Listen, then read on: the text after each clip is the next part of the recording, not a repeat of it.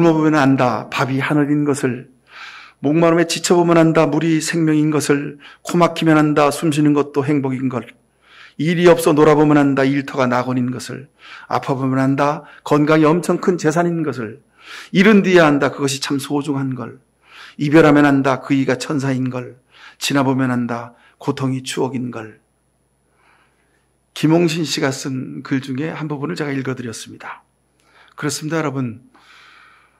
세상 사는 모습은 두 가지입니다. 하나는 깨닫고 사는 사람, 또 하나는 그냥 되는 대로 해 떴으니까 아침밥 먹고 또 출근하고 일하고 해지니까 집에 들어와서 자고 그냥 되는 대로 사는 사람이 있습니다. 여러분, 없어지고 난 뒤에 소중한 것을 압니다. 그러지 않으면 어떻게 됩니까? 그러지 않으려면 있을 때 소중한 것을 알아야 하는 겁니다. 지나고 나면 깨닫습니다. 여러분, 지나기 전에 있을 때 깨닫고 사실 수 있길 축원합니다. 오늘 이 시간 주님께서 지나기 전에 우리를 깨닫게 하시고 소중하게 하시고 귀하게 하시고 그리고 아름답게 하실 줄로 믿습니다. 다음 주까지 오늘 이 본문 가지고 두 번에 걸쳐서 제가 말씀을 좀 드리려고 합니다. 참 그 고린도전서 12장, 13장에 있는 말씀은 너무도 잘하는 말씀이고 너무도 중요한 말씀이기도 하지만 그런데 설교자 입장에선 너무도 설교하기가 어려운 말씀입니다. 여러분, 사랑을 어떻게 말로 설명할 수 있겠습니까? 그리고 제 자신도 가정을 이루고 세상을 살면서 사는 육신을 가지고 산 사람이기에 사랑하지 못할 때가 너무 많아서 그래서 사랑을 설교하기가 참 어렵습니다. 그럼에도 불구하고 오늘 주께서 주신 말씀이기에 주님이 주신 감동으로 여러분에게 전하길 원합니다. 오늘 본문에 우리가 원래는 13장 1절부터 읽는데 원래는 12장 31절 말씀이 13장에 이렇게 구분되어서 들어와야 되는데 이 성경을 번역할 때 잘못 장을 나누는 바람에 12장 31절이 나누어지게 됐습니다. 그래서 제가 12장 31절부터 읽게 되었습니다. 그러나 여러분은 더 큰 은사를 열심히 구하십시오. 앞에 예언하는 은사, 가르치는 은사, 무슨 은사, 여러 가지 은사를 쭉 설명하는데 그러나 이것보다 더 큰 은사가 있다는 겁니다. 그게 뭐냐면 이제 내가 가장 좋은 길을 여러분에게 보여드리겠다고 말씀하시는 겁니다. 가장 좋은 길, 믿음으로 살면서 이것보다 소중한 게 없다는 겁니다. 그게 뭘까요, 여러분?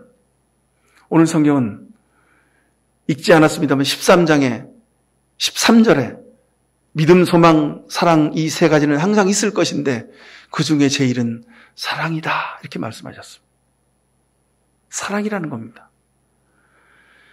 근데 참 이게 어렵습니다. 모두가 알고 있기에 전부가 다 사랑을 갈구하기에 이게 어려운 겁니다. 참 신기하죠. 사랑하려고 기도하고 노력하면 마귀 사탄이 얼마나 잘 아는지요. 기도하고 돌아서면 바로 그 순간 뒤에서 기다리고 있습니다. 사랑하지 못할 것을 보여주는 겁니다. 사랑할 수 없는 행동을 상대가 하도록 내게, 그래서 내 마음이 막 다시 미움으로 충동되도록 그렇게 상황을 바꿔버립니다. 여러분 그런 경험 많이 하셨죠? 사랑하려고 작정하면 사랑할 수 없는 일들이 내 앞에서 막 생겨납니다. 참 이게 무슨 이유일까요? 자, 오늘 본문의 사랑의 말씀을 현실 그대로 적용해서 읽어보면 이렇습니다. 여러분 들어보십시오. 4절. 사랑은 오래 참고 친절합니다. 하나님 근데 오래 참지 못하겠습니다.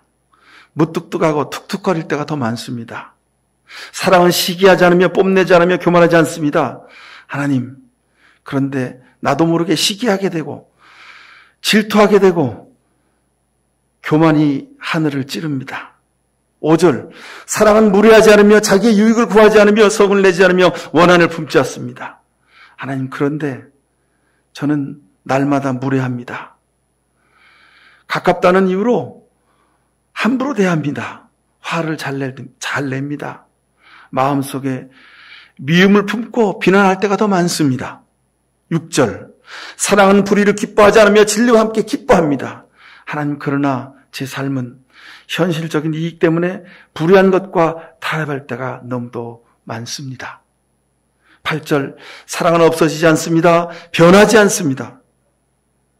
하나님, 근데 저는 아침 저녁으로 변하고 어제와 오늘 마음이 다릅니다. 내가 기분 좋으면 간이라도 빼줄 것 같다가도 내 마음이 변하면 돌처럼 굳어져서 국물도 주지 않습니다. 이게 현실입니다. 그죠? 그야말로 울퉁불퉁하기가 이를 데 없고 깨져서 날카롭기가 이를 데 없습니다. 때묻고 더럽기가 어떨 때는 정말 대걸레보다도 더 더러울 때도 있고, 그리고 모순투성이인 우리 내면의 모습이 너무도, 내가 보기에도 너무도 보기 싫습니다. 이것이 사랑하지 못하는 우리의 이유입니다.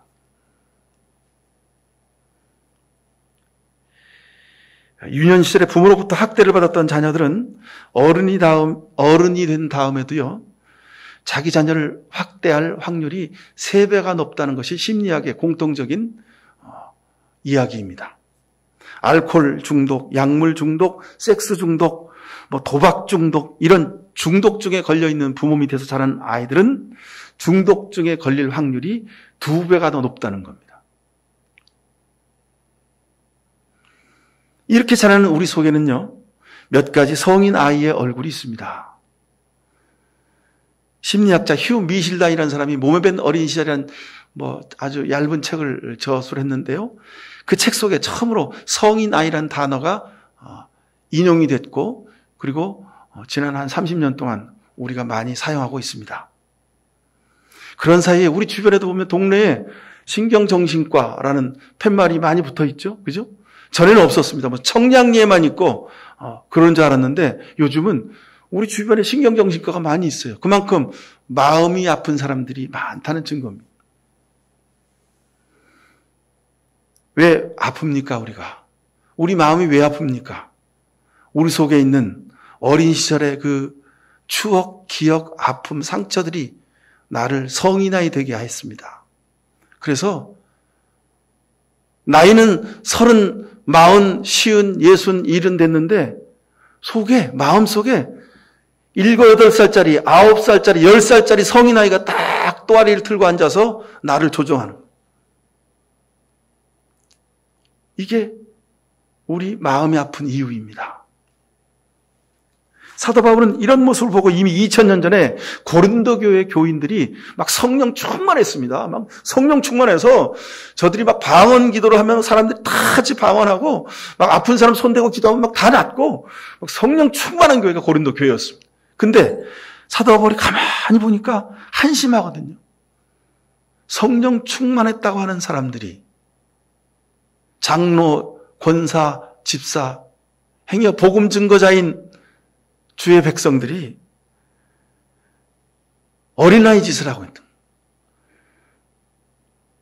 김 집사만 사랑하고 이 집사는 미워하는 것 같아. 누구는 좋아하고 누구는 더 주고 누구는 좀 덜 주는 것 같아. 시기 질투로부터 해가지고 오만갓 아픔과 고통이 그냥 고린도 교회 안에 가득한 거예요. 사도 바울이 그걸 보니까 너무 안타까운 거예요. 너무 안타까워. 도대체 성령 충만이 무언가? 사도 바울이 너무도 속상했어요. 입으로는 은혜를, 사랑을, 은총을, 성령 충만을 말하면서도 삶은 초등학교 아이들이 사는 것과 똑같은 모습으로 사는 모습을 보면서 사도 바울이 기도하는 중에 고린도 교회에 편지를 보냅니다. 그 내용 중에 일부가 우리가 오늘 읽은 말씀입니다. 우리에게도 마찬가지입니다. 여러 모양의 성인 아이의 얼굴이 있습니다. 첫째로 이기적이고 자기중심적인 얼굴입니다. 어머니에게 있어서 아들이고 딸인 나에게는 어머니가 나는 전부입니다. 또 나도 어머니에게서 전부입니다. 그래서 그 어머니, 아버지는 내 요구를 한 번도 거절하신 적이 없어요. 나무라지 않았습니다. 나는 철없는 아이로, 버르장머리 없는 아이로 그렇게 자랐습니다. 그냥 잘하는 줄 알았습니다. 그런데 살다 보면서 언제나 어디서나 내가 중심이고 남들에게 늘 나만 관심받아야 마음이 편했습니다. 여러분, 이거 매우 심각한 병입니다. 이런 사람과 결혼하면, 이런 남편과 이런 아내와 결혼하면요, 그 남편, 그 아내가, 그 배우자가 아주 죽어납니다. 이유도 모르고 마음의 상처를 매일마다 받게 되는 거죠. 여러분, 한번 생각해 보십시오. 자, 우리 교회 화단에 튤립이 이쁘게 폈는데 더 크게, 더 이쁘게 피라고 계속 손으로 잡아 빼면 어떻게 됩니까? 하루도 못 가서 죽습니다. 사람도 똑같습니다. 자기가 원하는 대로, 내 남편, 내 아내가 내가 원하는 대로 되길 원해서 억지를 부리고 고집을 피우고 강요하고 그러면 사람이 견뎌낼 수가 없습니다. 이런 부모를 만나면 자식들이 이유도 모른 채 시들시들해가게 되는 겁니다. 이유를 모른 채 아이들이 아파가게 되는 겁니다. 결혼하고 아이가 생기고 얼마 지난 남편이 이런 고백을 합니다. 자기는 평생 어린 시절 먹었던 계란말이가 제일 맛있는 반찬이랍니다. 그래서 아내가 계란말이를 해서 상에다 탁 올려주면 계란말이 하나, 김치면 밥을 맛있게 먹을 수 있다는 거예요. 그런데 어느 순간 자기가 제일 좋아하는 그 계란말이가 전에는 늘 내 앞에 있었는데 어느 순간인가 모른가 하여간 그 계란말이 접시가 아이 앞에 가 있더랍니다. 멀리 젓가락질해서 그 계란말이를 집어 먹었는데 근데 그 다음 날은 아내가 그 손을 치더랍니다. 애 먹게 그만 먹으라고. 그날 인생 최대의 좌절을 느꼈답니다. 아, 이젠 이 집에서 내가 중요한 존재가 아니구나. 내가 중심이 아니라 저 아이가 중심이구나. 너무 속상하고 시기와 질투가 그날부터 생겼다는 겁니다.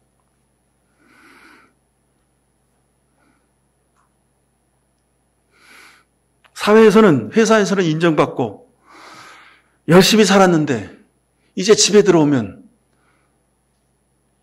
찬밥 심세입니다. 그 이야기를 제가 이렇게 전해 듣고 참 마음이 아팠습니다. 이게 요즘 남편들의 마음입니다. 내 속에 숨어있는 성인 아이가 도대체 무엇인가를 알고 우리가 찾아내야 됩니다. 이게 문제 해결의 시작입니다. 둘째로요, 성취지향적인 성인 아이의 얼굴이 우리 속에 있습니다. 우등생 컴플렉스에 걸린 아이는 우등생이어도 우등생 컴플렉스가 있고요. 우등생이 아닌 사람은 우등생 컴플렉스가 더 많죠. 그래서 시험 때만 되면 배가 아프고 소화가 안 됐습니다. 그게 초등학교, 중학교, 고등학교, 대학교 내내 있었습니다. 저도 몰랐습니다. 저도요, 중고등학교 때 늘 시험 때가 되면 위산거다 속이 쓰려가지고 아주 혼났습니다. 근데 그게 왜 그런지 이제 와서 알게 되었습니다. 아, 그때 그런 컴플렉스가 있었구나. 평생도록 성취지향적인 삶의 모습으로 살았고, 그 결과, 이른바 남이 보기에 대체로 성공적인 삶을 살았습니다. 출세도 좀 한 듯 합니다. 그럼에도 불구하고 항상 열등감이 있고 자기 존재에 대한 불안감이 있습니다. 성공적인 실패자죠. 사회에서는 성공한 것 같은데 그 마음속에, 영혼 안에는 상처가 이루 말할 데가 없습니다. 경쟁만 하면서 살았기 때문에 푸근한 마음, 배려하는 마음, 친절하는 마음, 양보하는 마음, 이런 건 1도 없습니다. 항상 자기 방식이 아니면 다 틀렸다고 말합니다. 아이처럼 말하고 행동할 때가 많습니다. 세 번째는 반항아이의 얼굴입니다. 반항아이의 기질은요,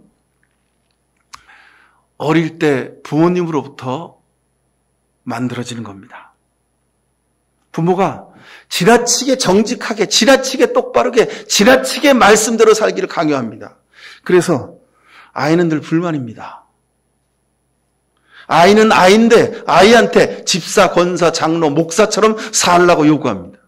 그래서 참 안타깝게도 목회자의 자녀들이 그 아버지가 교회 목회를 그만두고 은퇴하면요, 교회 안 나가는 아이들이 많습니다. 왜요? 아버지가 목사일 때는 그냥 아버지 위해서 나가줬어요. 근데 아버지가 이제 은퇴하면 이제는 아버지 위해서 나갈 일이 없는 겁니다. 교회 안 나가버려요.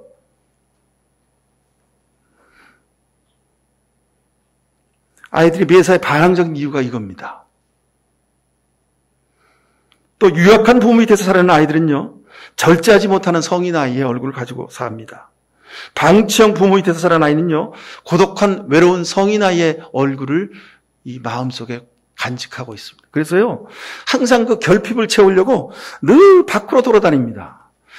결혼해서 아내가 집사람이 집에 있는데 밖에 나가서 또 다른 여자를 막 찾아다니는 사람들 많이 있습니다. 안타깝죠. 친구도 있고 성공도 있고 뭐 가질 만큼 가지고 사는데도요, 50, 60대면 더 큰 것을 채우려고 막 찾아다닙니다. 이게 뭡니까? 이른바 노욕이라고 하는데, 이게요, 그 노욕 속에 감춰진 얼굴 보면요, 고독한 성인 아이가 그 속에 자리 잡고 있는 거예요. 종교적으로 권위 있는 환경에 살아가는 아이들은요, 나중에 신앙생활하기가 참 어렵습니다. 여러분 조심하십시오. 부모인 내가 신앙생활 한다고 아이가 신앙생활 잘 하리라고 생각하십니까? 여러분, 착각에서 우리가 깨어나야 합니다. 더 조심해야 됩니다. 아이들은요, 부모의 신앙생활을 보면서 뭐 신학도 모르고 성경도 모르고 은혜가 뭔지도 몰라요. 구원이 뭔지도 몰라요. 근데 그냥 아이들은 부모의 뒷모습을 보면서 하나님이 없구나, 그렇게 생각한답니다.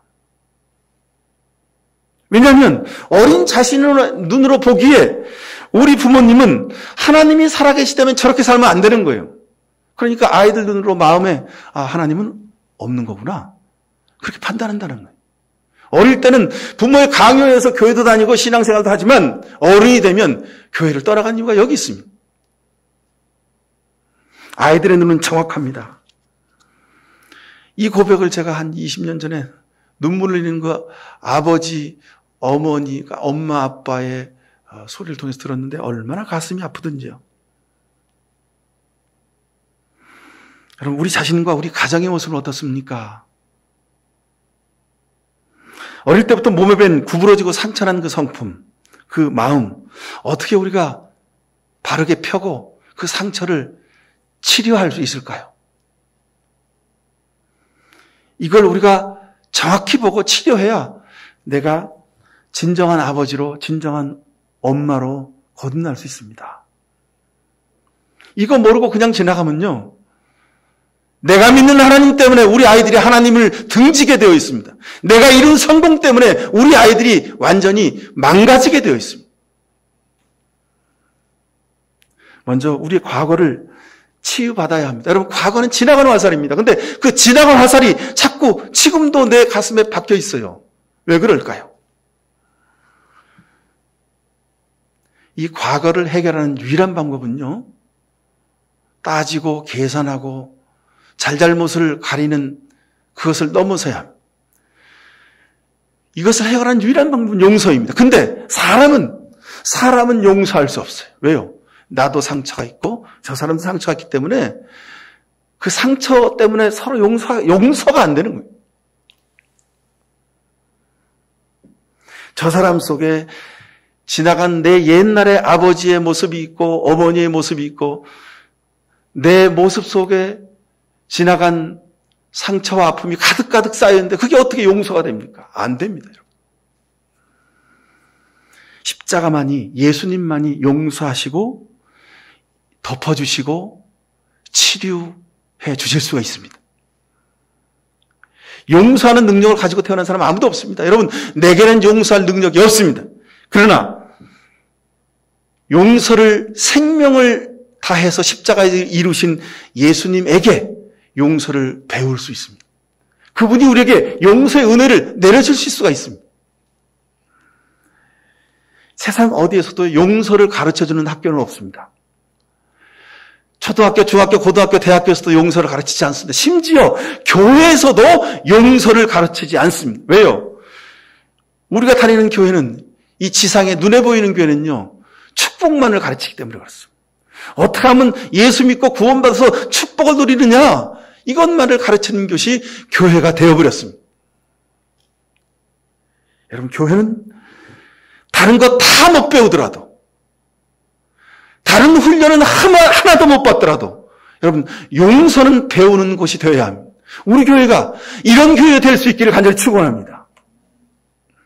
여러분, 가정은 뭐 하는 곳입니까? 가정은 아이들이 자라나고, 가정은 뭐 등등 이런저런 곳이라는 이야기가 많습니다만, 여러분, 제가 보기에는 가정은 용서를 실천하는 곳입니다. 용서를 베푸는 곳입니다. 내 남편이, 내 아내가, 내 자식이 아무리 부족하고 모자라고 잘못됐더라도 우리 집은, 우리 가정은 품어주고 쓰다듬어주고 손잡아주고 덮어주는 그런 것이 되기를 간절히 축원합니다. 근데 언제부턴가 부부 사이에 당신 그러면 되겠어? 당신 그러면 안 되잖아. 당신 그렇게 살면 되겠어? 그리고 남편이 아내에게, 아내가 남편에게 윤리교사 수업을 하기 시작합니다. 손가락질 하기 시작합니다. 세상 사람들이 찌르고 손가락질해도 아픈데, 여러분, 가장 가까운 아내가, 가장 가까운 남편이, 가장 가까운 부모가 자식이 막 찌르고 들쳐내고 파헤치니까 여러분 얼마나 속상합니까? 세상 사람들이 지적하는 것보다 10배, 100배 더 속상하고 괴롭고 자존심에 상처가 깊이 패이는 겁니다. 그러니 집안이, 집에서 쉬면 편안하고 온전한 쉼이 있어야 되는데 집에 들어가면 긴장하고 집에 들어가면 힘들고 어렵고 갈등이 자꾸만, 갈등의 불이 막 붙게 되는 겁니다. 여러분, 우리 가정은 용서하는 것입니다. 덮어주는 것입니다. 꼬매고 싸매주고 치료하는 것입니다. 어떻게 이럴 수 있습니까? 내가 십자가 지는 겁니다. 내가 십자가 져야만 가능합니다. 내 힘과 내 능력으로는 할 수가 없어요. 내 힘과 내 능력은요, 갈라내고 찢어내고 깨트리고 손가락질하고 나누는 것, 그것밖에 할 수가 없습니다. 왜요? 내 안에도 상처가 있기 때문에. 그러니 여러분, 기도하십시다. 하나님, 내가 용서할 수 있도록, 십자가를 질 수 있도록 해달라고 기도하셔야 됩니다. 용서는 십자가를 지는 것이라는 다른 이름의 똑같은 행동의 표현입니다. 용서, 십자가 지는 것입니다. 성경을 보면요, 상처받은 사람들의 이야기가 아주 빼곡합니다. 에덴 동산에는요, 책임전가의 피가 흐릅니다. 저 여자가 그랬어요. 저 뱀 때문에 그랬어요. 저 사람 때문에 그랬어요. 하고 아담과 하와가 서로를 향해 손가락질하고 책임전가를 하기 시작합니다. 상대에게 책임을 떠넘기는 불쌍한 아담과 하와를 보십시오. 그게 바로 우리 모습입니다.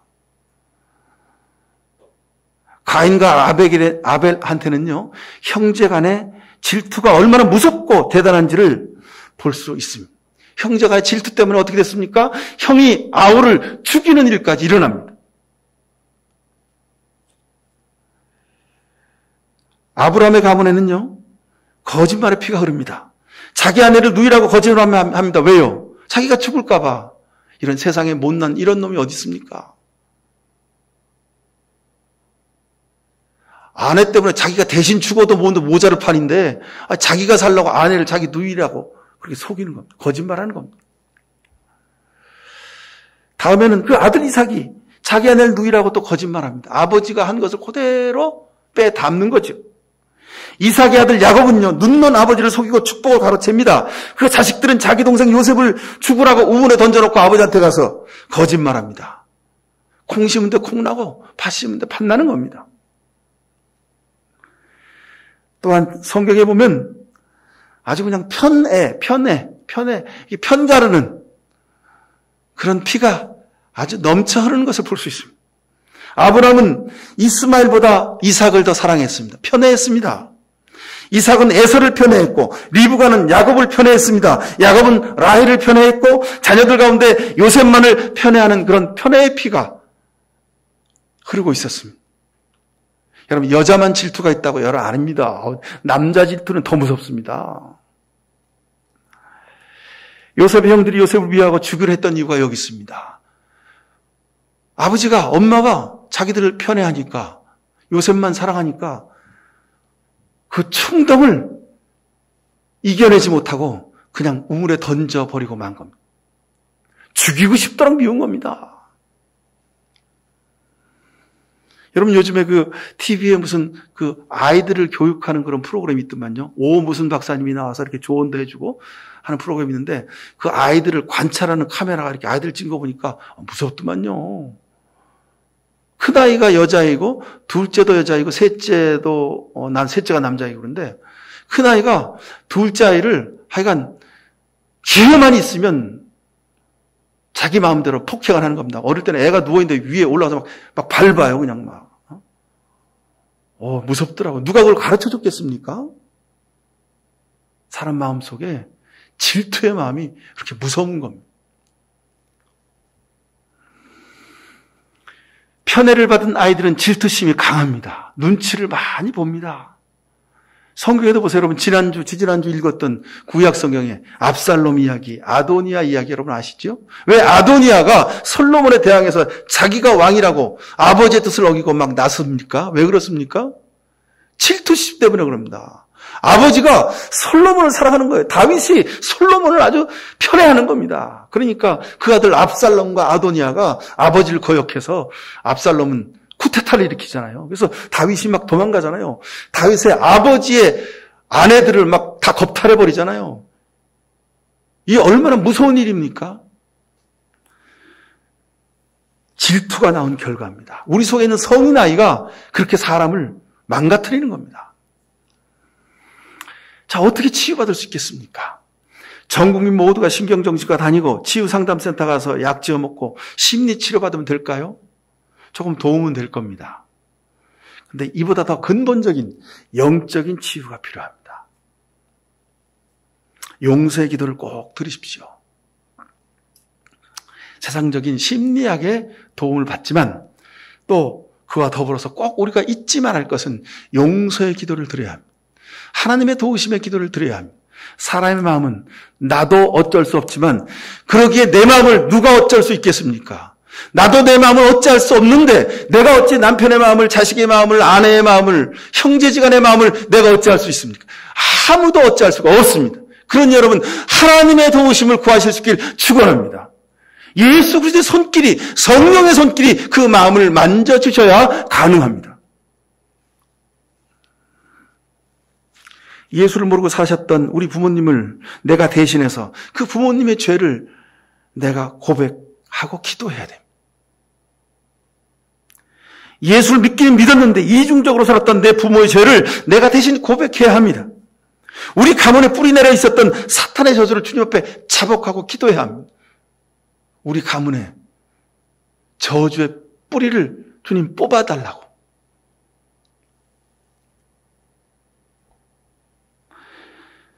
그 다음에 부모를 용서하게 해달라고 여러분 기도하시기 바랍니다. 여러분, 부모이기에 자식이기에 서로 사랑하고 애틋한 마음이 있습니까? 아닙니다. 그 마음 속에는 부모를 미워하고 증오하는 마음도 있습니다. 여러분, 이것이 우리 삶의 현실입니다. 예수님께서 십자가에 돌아가시면서 용서의 기도를 하셨습니다. 아버지, 저들을 사하여 주옵소서. 저들이 자기가 하는 일들을 알지 못합니다. 여러분, 내 부모가 의도적으로 내게 상처를 주려고 그렇게 한 것이 아닙니다. 먹고 사느라 힘들어졌고 어떻게 해서든지 자식 새끼들 굶기지 않고 먹이고 입히고 학교 보내야 했습니다. 그래서 정신없이 사느라고 자식들의 속마음을 살뜰하게 챙겨주지 못했습니다. 그래서 내 마음속에 상처가 있는 겁니다. 내 부모도 어쩔 수 없었음을 이해하고 여러분 인정하십시오. 나로부터 아버지의 마음을 뺏어간 그 육신의 아버지를 용서하십시오. 나로부터 온전히 어머니의 마음을 뺏어간 육신의 어머니를 여러분 용서하십시오. 하나님은 세상의 심리학은 어린 시절의 상처가 성인 아이를 만들고 그 성인 아이가 지금 우리 삶을 망가뜨리고 있다고 그렇게 말하고 있지만, 그러나 하나님은, 성경은 어린 시절의 상처와 아픔이 축복과 은혜의 계기가 되게 하신다고 우리에게 말씀하고 있습니다. 아픔과 상처는 그러기에 우리 인생의 커다란 재산입니다. 축복의 통로입니다. 내 속에 있는 성인 아이를 보고 내가 얼마나 연약한 존재인지, 내 속에 있는 아픔이 무엇인지를 보시고, 여러분 우리가 십자가 밑에 더욱더 간절히 무릎 꿇어 기도하는 기회를 얻으시길 축원합니다. 그럴 때 주님이 내게 더 가까이 오십니다. 주님이 나를 용서하시고, 주님이 내 기도를 들으시고, 내 아픔을 그 못 박힌 피 묻은 손으로 어루만져 주시고 치유해 주실 줄로 믿습니다. 병든 자에게 의원이 필요하다. 내가 죄인을 부르러 왔다 하셨습니다. 주님이 이것은 내게 향하신 말씀입니다. 지난 날의 기억 때문에, 성인 아이 때문에 아프고 고통스러운 너를 내가 만나러 왔다. 너를 치유하러 왔다. 내가 너를 구원하러 왔다. 주님이 이렇게 말씀하신 겁니다. 예수님이 바로 오늘 내가 살고 있는 내 삶의 문제를 보고 알고 계십니다.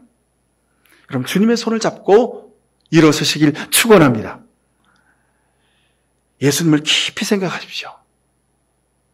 그러면 그 예수님이 내가 안고 있는 지금 이 걱정, 의심, 염려, 내 문제 때문에 예수님이 십자가 지셨음을 내가 깨달아 알 수 있게 될 줄로 믿습니다. 우리가 어떤 한 사람을 미워하게 되면요, 그 사람과 똑같아지는 결과를 가져옵니다. 왜냐하면 누군가를 미워하게 되면 거기에 마음의 힘을 빼앗기기 때문에 그렇습니다. 여러분, 우리가 세상을 봐도, 이렇게 세상에 돌아가는 이치를 봐도 그렇습니다. 지난 70년대, 80년대 많은 사람들이 군사 독재를 향하여 싸웠습니다. 인생 전체를 들여가지고 투쟁하며 살았습니다. 그런데 그 사람들이 정권을 잡았으니까 여러분 어떻게 됐을까요? 미워하면서 닮았다라는 겁니다. 그래서 그 사람들이 고백하는 것을 들었습니다. 그 어르신들이 고백하는 모습을 들었습니다. 미워하면서, 저주하면서 내 안에 저들을 닮게 되었다는 그런 고백을 하시는 소리를 들었습니다. 여러분, 세상의 모든 문제가 여기서 비롯합니다. 내가 자꾸 미워하는 사람 생각하게 되면 자꾸 내 속에 있는 긍정적인 에너지를 빼앗기고 내 속에 미움이 자꾸 자리하게 되는 겁니다. 여러분, 특별히 가까운 사람, 배우자, 자녀, 부모를 용서하실 수 있길 축원합니다. 용서하게 되달라고 여러분 기도하실 수 있기를 바랍니다. 기도하십시오. 하나님, 우리 집안에 내 아이, 내 부모, 내 남편, 내 아내를 나 아니면 누가 사랑할 수 있겠습니까? 하나님, 나는 사랑할 수 있는 힘이 없사오니 사랑할 수 있는 지혜를 주옵소서라고 여러분 기도하실 수 있기를 바랍니다. 내가 아니면 내 자식의 말을, 내 남편의 말을, 내 아내의 말을 누가 들어줄 수 있습니까? 여러분, 말도 되지 않는 소리, 앞뒤도 안 맞는 말, 뜬금없는 말을 하더라도 여러분 웃는 얼굴로 눈을 크게 뜨고 귀에다 손을 대고 여러분 들어주십시오. 내가 들어주지 않으니까 밖에 나가서 다른 사람한테 이야기하고 다니는 거 아닙니까? 이제부터는 용서할 수 없는 상대를 미워하고 증오하던 그 시간에 예수님 바라보고 십자가 밑에 무릎 꿇어서 그 사람을 위해서 기도하실 수 있기를 간절히 축원합니다. 이사야서 53장 5절에 그가 채찍의 마음으로 우리는 나음을 입었다 그랬어요. 여러분, 예수님이 대신 상처받으시고 아파하시고 십자가에서 못 박아 죽으셨음을 감사하실 수 있기를 축원합니다. 진리를 알지니 진리가 너희를 자유케 하리라 하셨습니다. 여러분, 어떤 진리가 바로 이 진리입니다.